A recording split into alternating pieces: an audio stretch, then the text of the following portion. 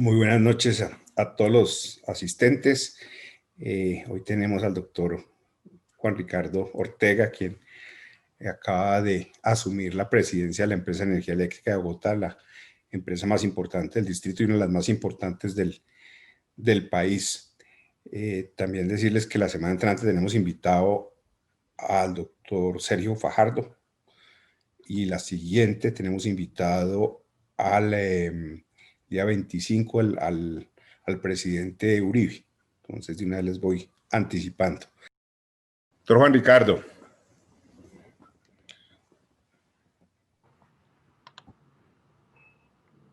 Me tocó recurrir al computador de mi hijo. El computador de la oficina no ha querido trabajar. Bueno, pero ahí lo vimos.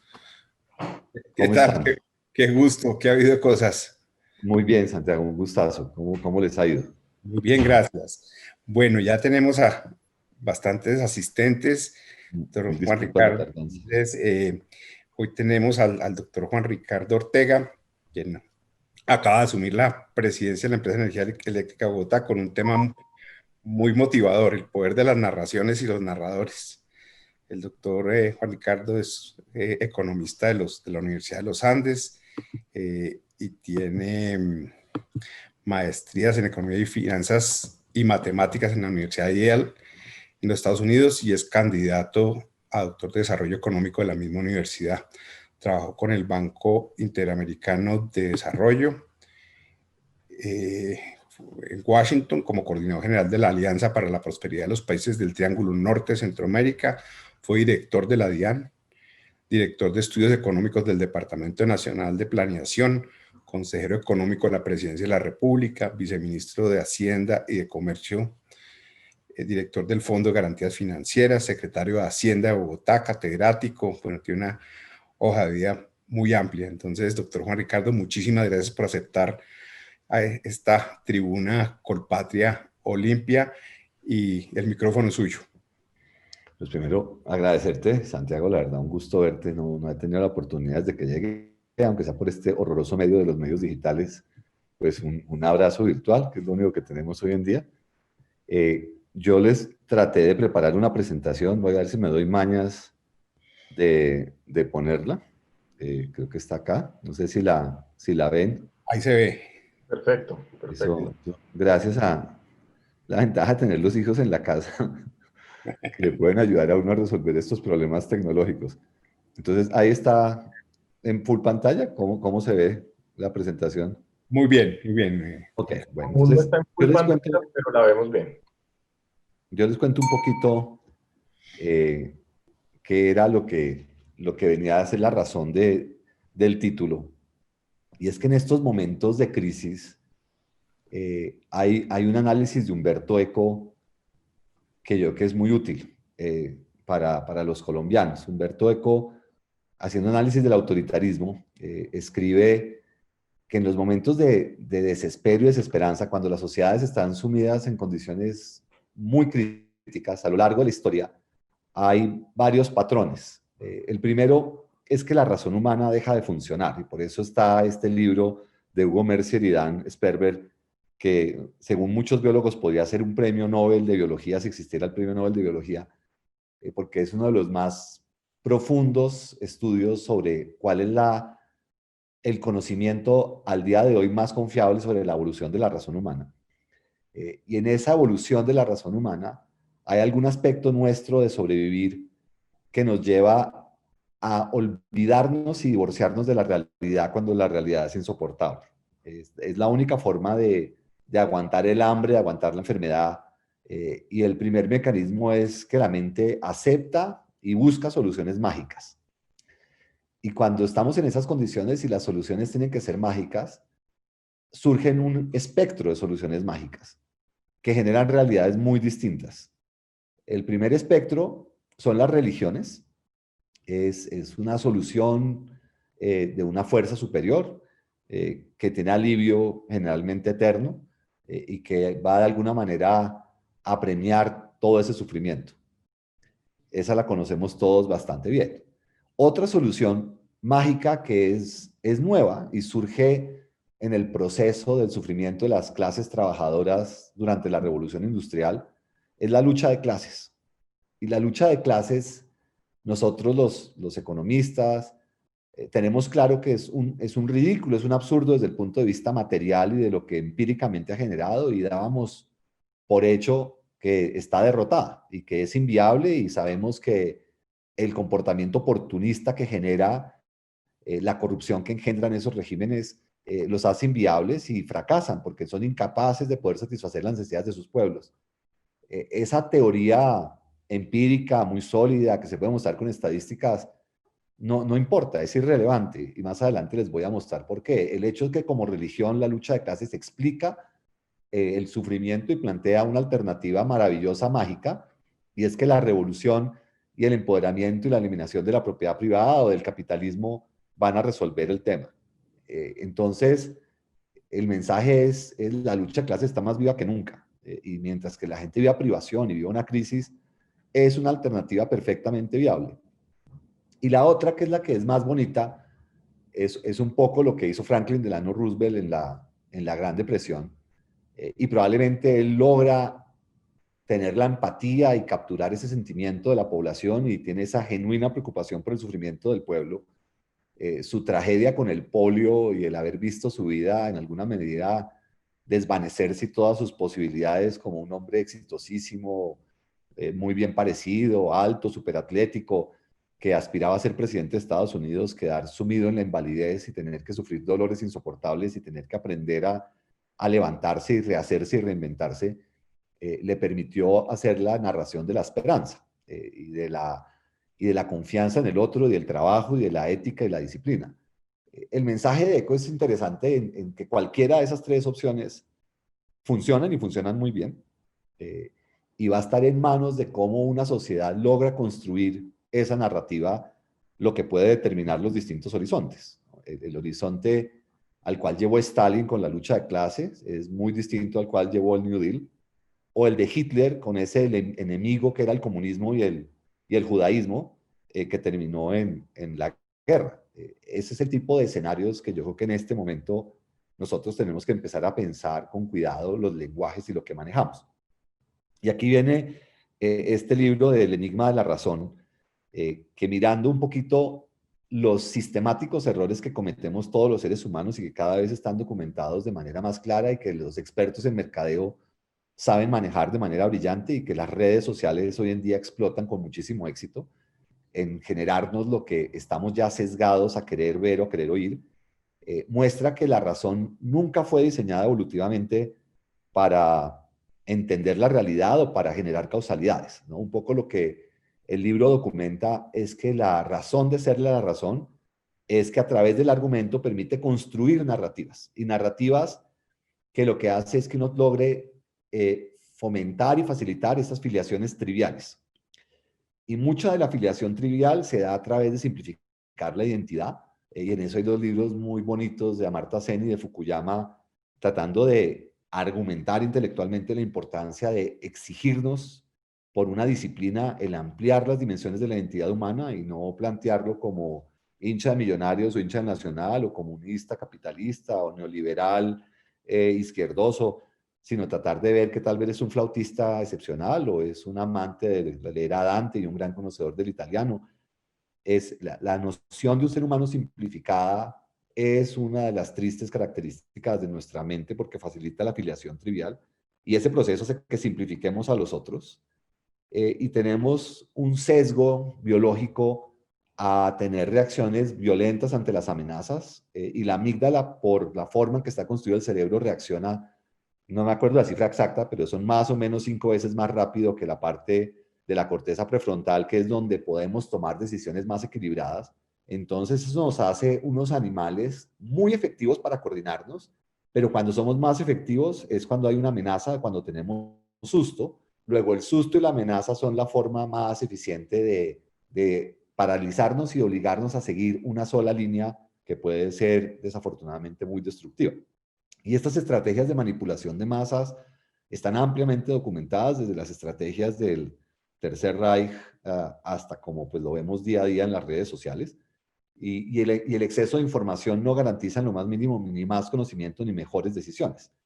el único objetivo de la razón humana es permitir una división de trabajo que es tan extrema que ninguno de nosotros hoy en día es viable. No sabemos sembrar la tierra, no sabemos ordeñar una vaca, no sabemos un montón de cosas, ni siquiera quitarle las plumas a una gallina, y muchos no sabemos cocinar o mil otras labores y nos especializamos de una manera increíble, que esa es la gran magia de la especie humana. Esa capacidad de especialización es al mismo tiempo nuestra gran ventaja comparativa. Entonces el argumento es, esta es la gran capacidad de la razón, pero no le pidamos a la razón más de lo que está diseñada.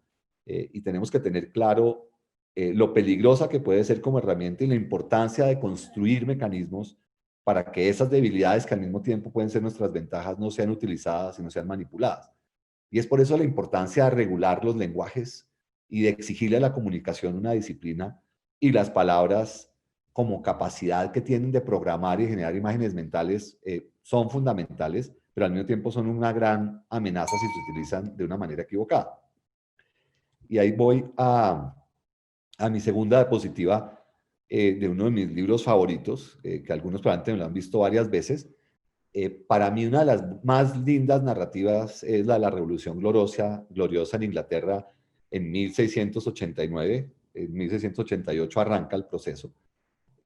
Pero la carta o el acuerdo cuasi constitucional que firman Mary y Guillermo, William de Orange, Guillermo de Holanda, es una de las grandes transformaciones de una sociedad que lleva 30, 40 años en unas guerras muy violentas, donde pues el dolor y el sufrimiento es tal que Hobbes escribe el Leviatán, y de un momento a otro, las guerras religiosas, esa enorme privación y pobreza de esos tiempos donde la gente de las soluciones mágicas se volvían la razón de ser de la vida, y el conflicto entre el protestantismo, el catolicismo y todas las diferentes religiones de la protesta se encarnizaron en una violenta brutal en Inglaterra. En un momento dado logran un acuerdo que cambia el marco. Y literalmente, en vez de dar las discusiones de cómo hacer la vida en el más allá, en una discusión política muy aguda, se enfocan en el más aquí, y en cómo resolvemos los problemas de hoy básicos y damos ciertas condiciones materiales mejores y dejemos que el más allá lo viva cada uno en privado. Pero para poder dar ese quiebre de sociedad y poder hacer esa transformación, hicieron una amnistía amplia, absolutamente incluyente, inclusive permitieron que el catolicismo se pudiera practicar en Inglaterra, y lo que hicieron fue cambiar las condiciones materiales del Estado para que el Estado fuera efectivo. Y fue el entender que la forma de cambiar el marco de la sociedad era construir unas herramientas que fueran capaces de gerenciar de forma efectiva una transformación de una realidad. Y lo hicieron a través de 4 agencias o organizaciones que son las transformadoras y, según Douglas North, la gran fuente de la evolución de la sociedad moderna. The Navy, ¿no? La Armada, una armada profesional que ya no era más de clientelas de pueblos donde los contratos se daban con base en quién era primo, hermano o amigo, que es lo natural en sociedades donde la familia es el pilar fundacional de la vida humana y de la tribu.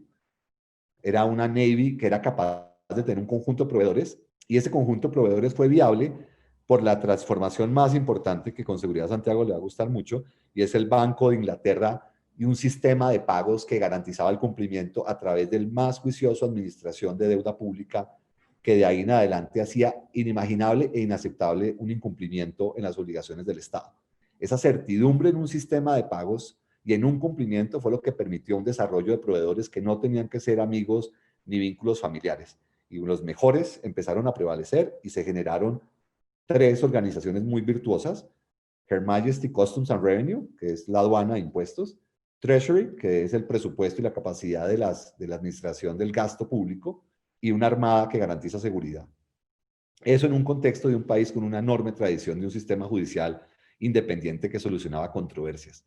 Yo creo que es la construcción de esas 4 dimensiones, con esos pesos y contrapesos y con esas eficiencias, las fuerzas más importantes que han permitido la transformación de Occidente, y Douglas North un poco demuestra que son ellas las que dan lugar a la innovación y a la revolución industrial, y no al contrario. Es esto uno de los aspectos que yo creo que en países como el nuestro debería ponernos a pensar.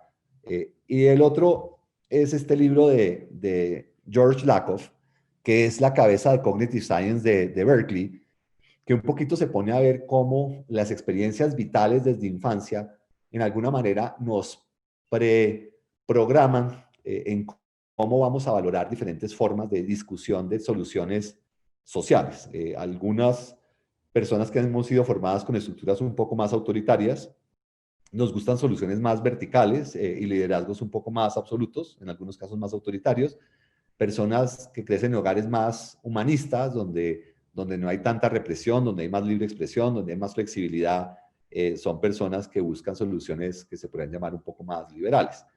Y el mensaje principal de Lakoff es, tenemos que reconocer que la mente humana es radicalmente distinta al modelo que las ciencias sociales predicaron después de la Segunda Guerra Mundial. La Segunda Guerra Mundial fue tan dolorosa y tan absurda que decidimos pensar que lo que había sucedido era una locura y que no era el producto de nuestra naturaleza, que Hitler era un desquiciado, Stalin era un malvado, y que no eran más bien los mecanismos más naturales de unos animalitos bravos de operar para controlar más territorios. Y nos inventamos esta bonita historia con la que yo me formé y que por años viví enamorado, y es que la razón es lógica, no tiene emociones, las emociones en alguna manera menoscaban y limitan la razón la controlamos, en alguna manera creemos que ese proceso de dilucidar es activo y que en alguna manera somos agentes de ella. Pensamos que no está limitada por el cuerpo humano, que es una cosa etérea, abstracta, que se puede expresar en símbolos y que es una fiel representación de la realidad, y nos inventamos unas funciones de utilidad y unas funciones de producción y una cantidad de modelos para aproximar que creemos que si los presentamos como hechos van a ser absolutamente convincentes y que nadie va a negar las estadísticas y que nadie va a negar las causalidades que demuestra uno con las series de tiempo, y que esto va a llevar a una razón universal que va a dar origen a consensos, y la moralidad de todos en alguna manera converge, y que los símbolos nos va a permitir tener como un lenguaje a través del cual podemos expresar todas estas ideas, y que eso va a permitir que todos busquemos nuestro objetivo y el bien común, y que no vamos a actuar nunca en contra de nosotros mismos, y que no importa las palabras ni el lenguaje que usemos, es en últimas los hechos los que prevalecen. Ese esquema de la teoría económica y de la teoría política, empíricamente hoy en día se sabe que es absolutamente falso. No controlamos el 98% de nuestro cerebro. La forma en que el cerebro está diseñado es modular y la mayoría opera sin ningún tipo de control nuestro. Está afectado por nuestro cuerpo. Claramente, diferentes cirugías o accidentes cambian la forma en que percibimos y pensamos. Luego es endógeno, es totalmente emocional. Personas sin emociones no pueden decidir. Estamos determinados por los estados de nuestra conciencia y por cómo esté nuestro estado de ánimo, claramente afecta el cómo hacemos nuestros juicios. No podemos convencer con hechos, los hechos no convencen, las estadísticas no convencen, los gráficos no convencen, prevalecen las emociones, y no podemos garantizar que la gente actúa en función de su propio interés. Está ampliamente demostrado que la gente, a través de manipulación, puede inclusive apoyar políticas públicas y apoyar líderes que lo que están haciendo de forma clara los va a perjudicar. Y a pesar de que los perjudique, si se logran generar esas dimensiones más básicas de las percepciones humanas, como susto o como desconfianza o violencia, eso prevalece inclusive sobre lo que podría ser el bien de una misma persona. Y el lenguaje no es neutral. El lenguaje, como ya lo dije, importa muchísimo. Entonces, si estamos en un mundo que es así y hemos aprendido tanto, yo lo que creo es que este es un momento en que podríamos construir narrativas, entendiendo el nivel de polarización y división que vivimos, y yo que hay narrativas claras. En Colombia hay regiones del país, y voy a hablar bastante de La Guajira, porque se vuelve un tema central para mi trabajo, y si ustedes miran las estadísticas, que yo sé que no los van a convencer, pero la amenaza al cambio climático y el impacto sobre alza, la elevación de los mares, las mareas más altas, y el calentamiento en La Guajira, se pueden llegar a tener temperaturas de 50 grados con una frecuencia tan grande que haga literalmente inviable la vida en esta región del país. Estamos a 20, 30 años de ver unos cambios que pueden ser tan críticos que afortunadamente los líderes de la humanidad, particularmente la presidenta de Alemania, Angela Merkel, y afortunadamente el presidente de Estados Unidos, John Biden, y muchos otros hoy en día coinciden que es una prioridad de todos nosotros el poder construir el lenguaje y los acuerdos para hacer una transformación energética.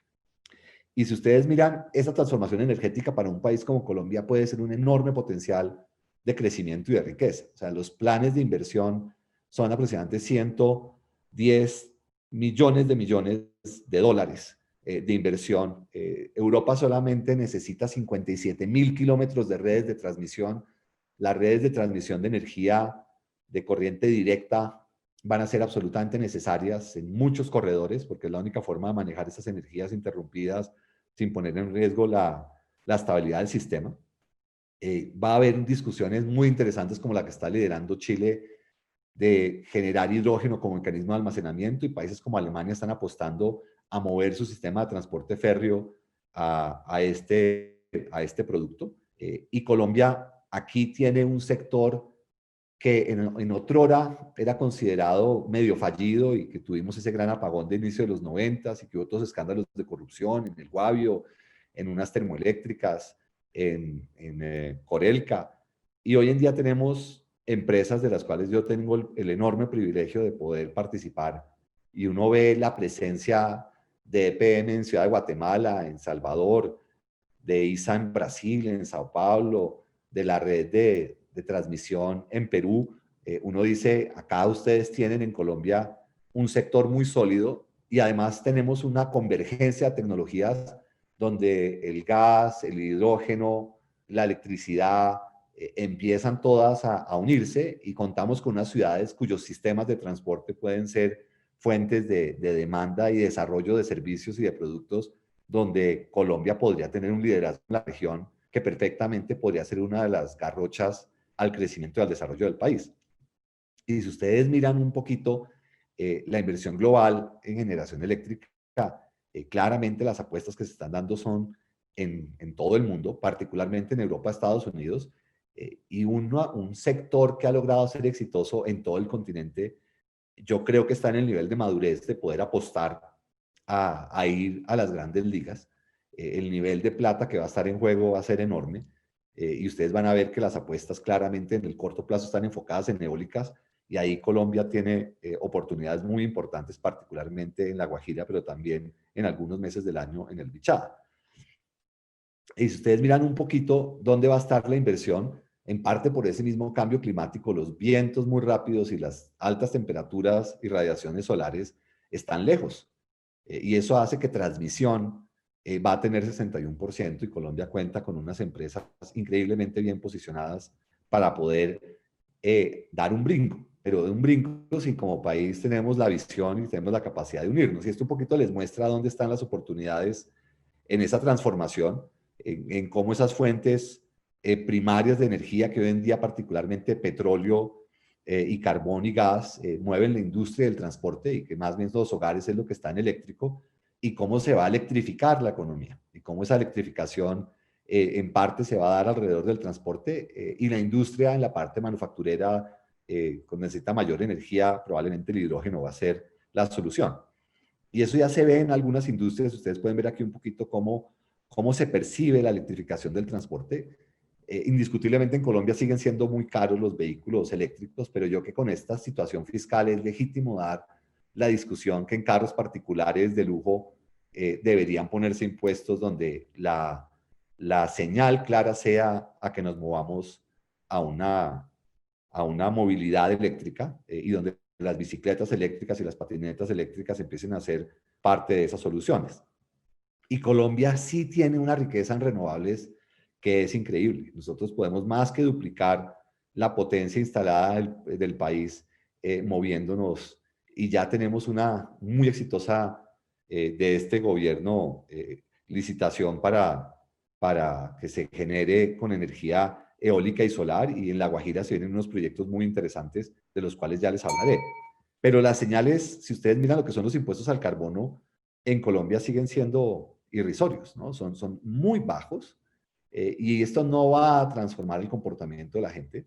Yo creo que este es el momento de dar la discusión, de brincar a otro nivel y entender que la movilidad urbana necesita una transformación, y que las grandes ciudades, Medellín, Bogotá, están sufriendo no solamente por el carbono, sino particularmente por el material particulado. Y cuando uno mira la contaminación en Colombia, es el transporte la principal fuente de contaminación. Las fuentes fijas son solamente el 20%. Entonces, si queremos alguna transformación en el país, claramente tiene que ser en el tema de movilidad. Y si vemos movilidad, es el transporte de carga. Y yo tomo fotos cuando voy manejando y la verdad,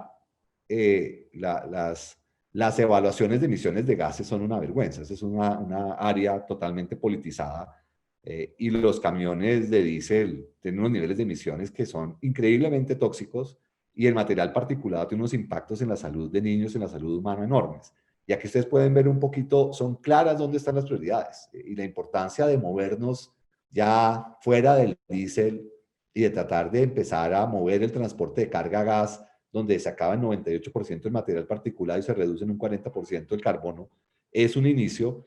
Y con la mezcla en hidrógeno, que ya se podría con 5% en el gas y se puede crecer según los alemanes en unos años al 40%, eso permitiría unos impactos enormes en la calidad de vida y en la calidad del aire de nuestras ciudades.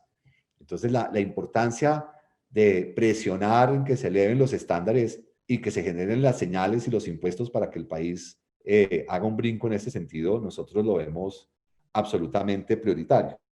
Entonces, por eso estas inversiones en la transformación energética, como ya les mostré, son el futuro y los montos de inversión anual pueden estar en 400.000 millones de dólares al año. Y miren ustedes lo que va a hacer la expansión de la red eléctrica en el mundo en kilómetros en los próximos años. Yo creo que acá tenemos una apuesta ganadora. Y esta es un poquito la huella en el continente de la buena gestión de este país y de las cosas que a veces la gente desconoce cuando dice, es que para qué pagamos impuestos si se los roban. Pues no se los roban, por lo menos la gran mayoría. No voy a dudar ni negar la corrupción, pero lo que ha hecho Colombia y la huella que tiene Colombia en el continente es algo excepcional. Y yo creo que no verlo es perdernos de lo que puede ser una de nuestras fuentes de reactivación y de crecimiento. Esperen a ver si logro, brincar, que se me saltan. Y miren un poquito en el territorio colombiano lo que es la inversión en transmisión que se requiere. Y desafortunadamente en este proceso de desinformación y de mentiras se está volviendo imposible construir infraestructura en Colombia. Las redes sociales, los cuentos mentirosos de que la transmisión genera leucemia o hace que las vacas no produzcan leche, que se mueran los pájaros. Hay muchísima exageración y se generan sustos y mucho de eso es para que ciertas personas pues puedan proteger el que la infraestructura no pase por sus predios, porque el efecto que sí es real es que hay un impacto en el valor de los predios. A algunas personas no les gustan las torres, a otros no nos molestan, pero es totalmente falso que esto destruye o afecta a especies o afecta a territorios y se ha mejorado muchísimo en la capacidad de construir toda esta infraestructura sin tener impactos ambientales y nosotros estamos en el proceso de poder documentar y mostrar eso. Entonces, cuando uno mira lo que va a hacer, y miren el calentamiento en La Guajira, esa parte roja-naranja, Colombia tiene regiones donde los vientos y donde el sol, que son las naranjitas de mano derecha, nos van a permitir crecer. Y La Guajira ya tiene hoy en día estos cuatro parques, el de Enel, el de EPM, el de Isagen y uno que se llama Janelhuaquey, que es el de AES, que son estos 4 parques cerca a la bahía de Portete, que nosotros estamos metidos, y esa línea que ustedes ven de transmisión es uno de los grandes retos que tenemos en el Grupo Energía Bogotá. Nosotros los números del equipo técnico acá, podríamos pensar en 15 gigavatios y 42 gigavatios de solares. O sea, ustedes están viendo ahí, solo en esta región, 3 veces la totalidad de la infraestructura eléctrica que tiene el país. Esto perfectamente permite abastecer Venezuela y Centroamérica. Las posibilidades de exportación cuando exista la infraestructura son enormes. Y hoy en día con la infraestructura que en los próximos años se va a construir, se puede mejorar la calidad del servicio y la confiabilidad a través de todas estas inversiones en estas líneas de transmisión.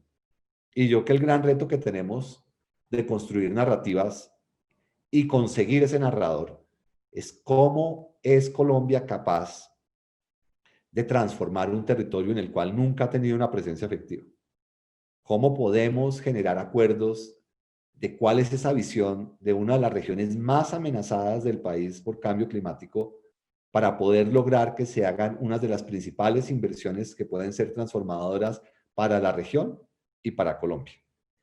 Y no estamos logrando tener esa interlocución al día de hoy todavía. Hay un enorme esfuerzo de la ANDI, de Andesco, de la Vicepresidencia de la República, pero yo creo que estamos todavía lejos de que tengamos como país todos una historia común que nos permita ir más allá del COMPES. El COMPES sin duda es muy bonito y es un avance y trata de plantear los aspectos centrales de todo este reto de sostenibilidad y de las obligaciones que hay en proveer agua, disminuir pobreza, mejorar transporte, mejorar infraestructura, pero yo creo que nos está faltando ciertos aspectos básicos, previos, fundamentales. O sea, la discusión de seguridad, desafortunadamente, se está desconociendo para un segmento muy importante del país.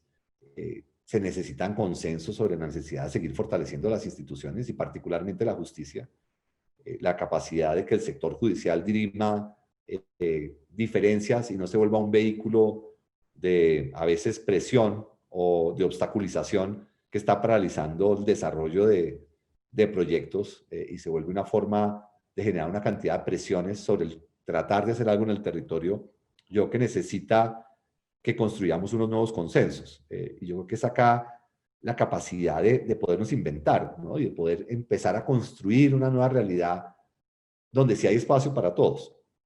Y yo creo que si pudiéramos enfocarnos y empezar a construir no solamente infraestructura, sino narrativas, es la única alternativa que tenemos para darle la vuelta a estos años de conflictos, y tenemos formas de hacer experimentos como puede ser volver La Guajira no un centro de contrabando, de violencia o de conflictos, sino un centro de innovación y donde se pueden generar aprendizajes e innovaciones y tecnologías donde todos podemos ser ganadores.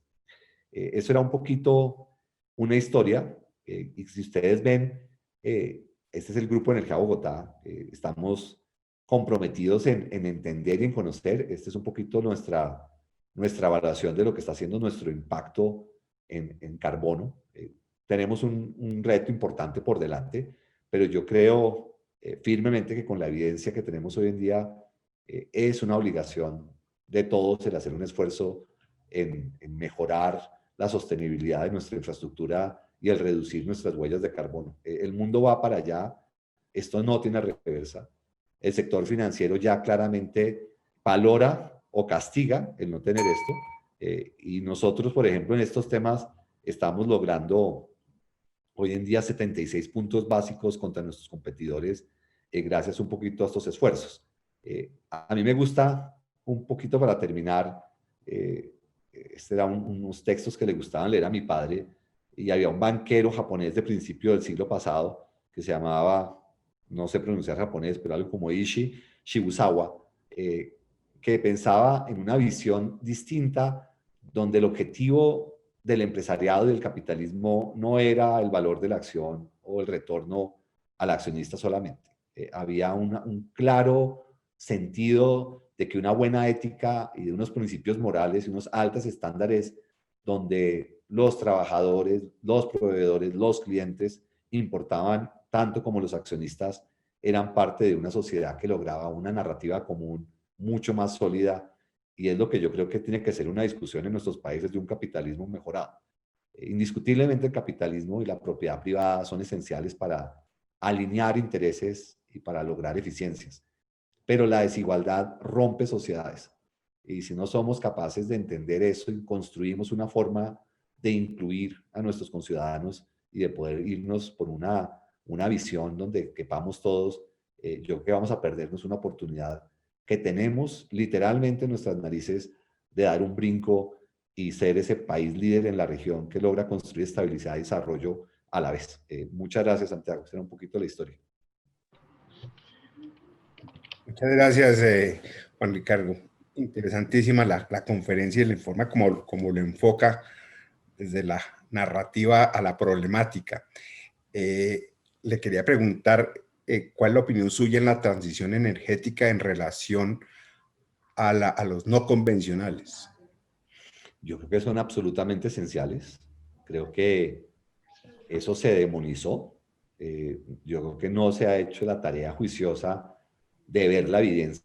Yo creo que hacer los pilotos como están planteados con todo el rigor de las normas que han sacado el Ministerio de Ambiente y la ANLA nos permitiría ver cómo se pueden explotar esos pozos sin tener ningún impacto en las fuentes de agua.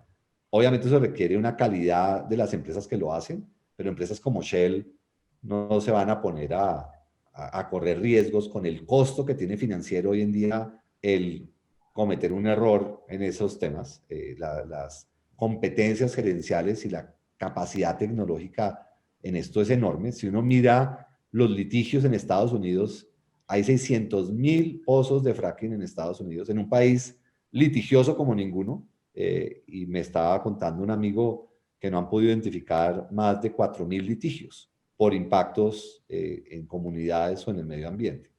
Como toda obra de infraestructura y como toda actividad humana tiene impacto, alguno puede salir mal, pero cuando la relación es 4.000 a 600.000, usted puede comparar eso con el impacto de los vehículos, con el impacto de los aviones, con el impacto de cualquier otra actividad humana, esto no es peor.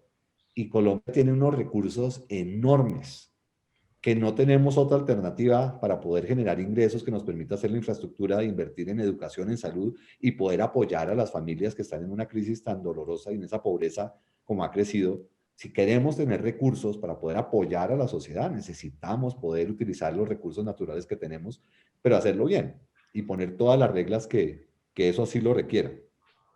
Hay, obviamente, full disclosure, hay un conflicto de interés grande porque pues esta es una transportadora de gas, parte del Grupo Energía Bogotá, ¿no? Y si Colombia se queda sin gas y empezamos a tener escasez entre el 24 y el 28, como hay riesgo, claro riesgo, pues la gente va a dejar de consumir gas y nos va a quedar una cantidad de recursos enterrados que hoy en día valen, pero que con seguridad en 40 años no van a valer. Entonces estamos perdiendo el poquito ahorro que tenemos para poder comprarnos tiempo y podernos comprar futuro, lo vamos a dejar enterrado por un discurso que la verdad muchas veces es alejado de la realidad y es brutalmente emotivo. Es ese uso del lenguaje donde se manipulan las emociones y se exacerba la desconfianza para poder evitar que una sociedad construya algo en común. Sí, Doctor Juan Ricardo, muchísimas gracias por la conferencia y Santiago, si me lo permite, quería hacer unas reflexiones que en este modelo extraordinario de narrativa que vimos hoy, yo creo que nos quedaron varias ideas importantes. Primero, un sector energético potente, las convergencias tecnológicas que se están dando en electrificación, hidrógeno y cosas que están emergiendo en el corto plazo. Y yo creo que una idea tremenda que me gustaría que nos ampliara y es esa visión común que plantea que debería tener el país, ¿sí? Porque tenemos los elementos que salimos de una crisis, de un apagón y hemos creado en 30 años una industria potente de capacidad y de talla regional. ¿Qué se requeriría para construir esa visión común y cuál podría ser el rol, en este caso, del Grupo Energía para que se logre esa visión común? Mire, yo que si nosotros miramos nuestra historia, yo me acuerdo a mi padre maldecir por la corrupción del sector eléctrico. Es decir, es que se roban todo, no, es que esa cosa del Guavio va a acabar con Colombia y se robaron 200 o 300 millones de dólares, ¿no? Y ahí decían el nombre del señor famoso que supuestamente salió corriendo para París después de todos esos contratos. Y daban todas esas discusiones ahí donde inclusive hubo muertos en unas de esas termoeléctricas en la costa y salían todos los apellidos de la corrupción política y las electrificadoras todas quebradas y el país pues semejante apagón, o sea, el desastre era tan grande. Ese país, ¿no? Que parece entre comillas fallido, fue capaz a través de muchas personas, porque Colombia tiene gente muy competente, donde pusieron por encima la ciencia, una discusión objetiva, sin pasiones, sin buenos ni malos. Los buenos y malos no ayudan para resolver problemas. Y con gente muy competente, armaron un sector eléctrico que es lo que es hoy en día. Y lo hicimos colombianos, ¿no? No yo no tengo ningún mérito, lo hicieron señores, muchos de ellos los conozco y los admiro profundamente, y lo hicieron simplemente porque sentían que tocaba hacer algo bien porque nos habíamos equivocado. Y mire lo que tenemos, ¿no? Y eso lo hicieron colombianos, y es rentable, es competitivo, es de calidad y genera innovación y conocimiento. O sea, lo que han aprendido en este proceso de las torres, con todas las voladuras, con todo lo que Colombia ha sufrido, hoy en día nosotros estamos siendo capaces de hacer energía de transmisión sin romper los bosques y sin abrir caminos. Literalmente con helicópteros, un cuadradito, y con drones botan la línea para no tener que podar ni cortar árboles. O sea, el impacto sobre el medio ambiente hoy en día se ha podido minimizar a una fracción. Y eso todo lo han hecho colombianos, tratando de hacer las cosas bien. Yo creo que si nosotros reconociéramos la capacidad que tenemos y lo que hemos logrado con las condiciones tan difíciles y adversas que en algunos momentos hemos enfrentado, yo diría, aquí hay gente alrededor de la cual vale la pena unirse. Y los que han hecho las cosas bien, en mi opinión, son los mejores para liderar un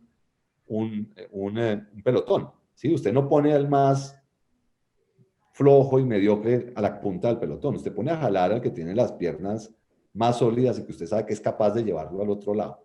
Y Colombia tiene sectores así. El sector financiero hizo lo mismo en la crisis del 98. Nosotros tenemos sectores que con aprendizajes, porque toda la vida son aprendizajes, pero sin necesidad de maniqueísmos de que hay buenos y malos, sino que simplemente madurar y crecer y hacer las cosas bien es difícil. Pero Colombia ha llegado a tener madurez en varios sectores. Y yo creo que es el momento en que se les debería dar, no la garrocha, y se les debería proteger, ¿no? Y aprovechar que tenemos liderazgos como el de ISA, que son empresas increíblemente bien manejadas, o del sector privado como Celsia, donde usted puede decir, señores, el país apuesta a que ustedes jalonen este pelotón y ayúdenos a sacar este país, esta economía adelante, y tratar de que otros se peguen y entre todos nos demos una mano. Yo creo que es lo único razonable cuando se está cayendo el continente a pedazos, ¿no? Y es una bobería uno decir, porque se caen los otros me va a caer. Todo lo contrario, porque se caen los otros voy a hacer todo para no caerme. Y yo creo que es el momento en que tenemos la oportunidad, porque tenemos con qué y tenemos con quién y porque lo hemos hecho. Colombia ha enfrentado crisis brutales. En el 2002 la situación era aterradora. Toda la gente daba por hecho que el país iba a hundir. Salíamos en las listas de los libros de los países fallidos y fuimos capaces de darle la vuelta. Pero teníamos cosas que nos unían. Ahorita tenemos solo lenguajes que nos dividen, pero son lenguajes. Los lenguajes no son verdad, pero nos programan el cerebro y nos afectan las emociones y nos hacen hacer cosas irracionales en contra de nosotros mismos. Por eso es que yo le decía temas de narración y narradores. Toca ponerle disciplina. Quien quiere narrar a dividir debería no ser escuchado y no le deberían dar la tribuna y no le deberían dar la vocería de la sociedad, porque si no vamos a ser incapaces de resolver los temas que hay que resolver. Extraordinario. Por ahí veo una mano levantada, la de Juan Carlos. Juan Carlos Otoya, muy buenas tardes, qué gusto saludarte. Si estás en Cartagena, estamos dando... No nos ponga con envidia acá, déjelo. Juan No. Carlos, saludo. Hola, Juan Carlos. Buenas noches. No, desafortunadamente no estoy en Cartagena, hombre. Me encantaría, pero no, estoy en Bogotá. Bueno, yo quería preguntarle a ver si es que de pronto yo entendí mal que la parte eólica solamente lo proyectan para La Guajira y para el Bichada. Mira, donde hemos visto el mayor potencial, sí, pero obviamente no es el único. Ahí tienes el mapa y hay pues todo tipo de lugares con diferentes intensidades. Este es el mapa. Hay gente trabajándole a Galera Zamba. Me parece que hay un proyecto. No lo dudo, Juan Carlos. No, hay muchos. Y en solar, mira, todos los llanos. Mira, no, Cesar, la costa, casi que toda la costa da para solar, casi toda. Sí, no, y además estuve viendo, incluso pasé por ahí, la que tienen ahí en Jumbo es enorme. Y eso es Cali. Sí. No, entonces, el potencial es muy, pero muy grande. Nosotros, nada más aquí para meter la cuña, vamos a inaugurar el edificio nuestro en Cartagena con 45 kilovatios en el techo, que creo que no hay una sola construcción de esas. Yo creo que en toda la costa, ningún edificio tiene el techo 100% arriba solar conectado a las redes. Y eso sí, de verdad que va a ser una berraquera que todo el mundo se le pegue a eso. Hay mucho Sí, potencial. Totalmente de acuerdo. Yo solo hablé, pero el mapa ahí tienes Galera Sama en el mapa, ahí la puedes ver clarita ahí en el sur. Pero como ves eólico, no hay tantos sitios así naranjitas, son La Guajira y esa zona de Cauca, Nariño. Solar sí es toda esa parte de la costa y todos los llanos y parte de Antioquia. No, en eso solar sí por todos lados. Y por eso si no logramos unos acuerdos en La Guajira, se va a hacer en otro lado, ¿no? Se va a hacer en vez de ser eólico, va a ser solar y va a ser solar por el resto del país. En eso tienes toda la razón. Pero se necesita tener agua cuando se va a montar el solar. Si no hay agua, no se puede. Pero pues en los llanos hay agua. Bueno, O sea, te quedaste en mute o te pusieron en mute. Carlos, quedó en mute. Sigues en mute. Así que, Bueno, ¿qué le pasó a Juan Carlos? No. eso la administradora a veces lo calla a uno. no, ya. Sí, mira, es que en La Guajira no hay agua. Y entonces eso va a ser un esfuerzo adicional porque los paneles solares requieren que se le haga lavado con mucha frecuencia para que puedan tener un buen nivel de eficiencia. Yo he estado neciando en eso y entonces veo que La Guajira tiene el mayor potencial por radiación, pero el agua va a ser complicado conseguirla. Entonces hay que trabajarle a eso también. Sí, señor. Gracias. Totalmente de acuerdo. Bueno, no, era un aporte nomás. Esto Muchas es parte gracias. de la Me ha discusión de encantado la producción de conferencia. hidrógeno. Daniel, a ver, creo que hay varias preguntas. ¿Por qué no modera usted? Bueno, pues así voy a hacer unas preguntas que tenemos en el chat. Y tiene que ver con la confianza un poco en las entidades públicas y su gobierno corporativo, ¿sí? Sin referirnos, digámoslo, a ninguna entidad. Hay una pregunta específica que nos envían en relación a eso, un poco como cuál es la visión y comentario en relación a esos modelos de gobierno corporativo que tienen estas grandes entidades potentes que tenemos en el sector energético y en el sector de servicios públicos. Entonces, ¿qué podemos llevar a recomendar en el gobierno y en el éxito que ha tenido la empresa de energía en Bogotá y un poco cuál ha sido como la experiencia para que esto haya tenido el éxito que ha tenido en la ciudad? No, indiscutiblemente el gran riesgo es el gobierno corporativo. Y en eso todavía el país no ha llegado al nivel que tiene que llegar. Probablemente ISA y Ecopetrol son las que han logrado las estructuras más estables de gobierno corporativo, pero son bastante jóvenes, siendo ISA indiscutiblemente la más consolidada. Nosotros estamos antes siguiendo los pasos de ellos. Cuando uno mira la seriedad del trabajo que ha venido haciendo Ecopetrol, es algo encomiable. Y han sido generosísimos, la verdad, compartiendo todo lo que ellos han logrado. Gobierno corporativo no es solo una junta directiva. Gobierno corporativo es el diseñar la gerencia de una organización de estas con procesos, procedimientos y documentación donde las cosas dejen trazabilidad, donde haya responsables y donde hayan pesos y contrapesos para las tomas de decisiones que garantice que el capital se maneja con disciplina, ¿no? El gran problema de estas empresas es la indisciplina en el uso del capital. Y usted ve que cuando ha fallado el gobierno corporativo, que ha pasado en todas en algún momento, con excepción probablemente de ISA, usted ve unos desatinos costosísimos. Y yo creo que el país tiene que estar muy vigilante y todo lo que puedan hacer para fortalecer las reglas que le pongan disciplina al capital y que los vaivenes políticos de turno no destruyan el capital de esas empresas. Yo les diría, párenle bolas a lo que pasa por fuera del territorio. El tema transfronterizo y las filiales son los grandes talones de Aquiles por la dificultad que tiene el control y la opinión pública de saber cómo se está destruyendo el capital de una empresa de estas, y se deberían construir mecanismos donde esa información esté de forma oportuna disponible para proteger el capital de esas empresas. Y Dios quiera que se siga fortaleciendo y legislando para que los cambios de las juntas directivas y de las asambleas no puedan generar volatilidad y haya mucha más presión en cómo se seleccionan los gerentes, y que los gerentes, Dios quiera, en algún momento dado sean seleccionados y retirados por las juntas directivas y no por los cambios políticos. Yo que hacia allá tenemos que buscar, porque son activos demasiado valiosos para el país y que hay que hacer todo lo que sea posible para preservarlos. Claramente hay espacio para mejora, pero hay increíbles ejemplos y unos avances muy meritorios de Colombia, hechos por colombianos y pensados por colombianos. Yo sí les digo, Ecopetrol y ISA son ejemplos a seguir en cualquier parte del mundo. Gracias. Volviendo un poquito a las preguntas de la narración y de los narradores, hay una pregunta que me gusta y es más de reflexión país. La envía Londer Camargo y dice, ¿qué deberíamos hacer para que en el país lográramos una narrativa común?